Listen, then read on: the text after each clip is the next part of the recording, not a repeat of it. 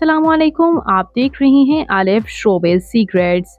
आज की इस वीडियो में मैं बात करने जा रही हूँ पाकिस्तानी मायानाज सिंगर नाहीद अख्तर के बारे में। नाहीद अख्तर की खूबसूरत बेटी तो बिल्कुल इनकी हम शक्ल हैं। इनकी खूबसूरत बेटी देखकर यकीनन आपको भी अपने आंखों पर यकीन नहीं होगा। आइए जानते हैं मुकम्मल डिटेल्स।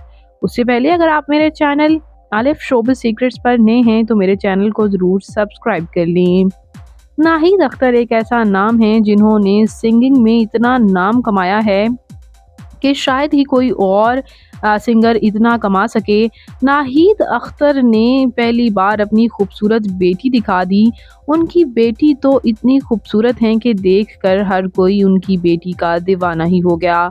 जी हाँ व्यूअर्स, नाहीद अख्तर की बेटी अरिश्मा पोटा हैं और ये आप उनकी बेटी के साथ कुछ एक्सक्लूसिव तस्वीर देख सकते हैं।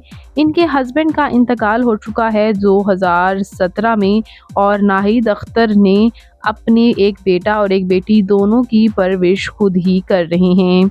नाहीद अख्तर की बेटी के साथ आप ये उनकी कुछ एक्सक्लूसिव तस्वीर स्क्रीन पर देख सकते हैं।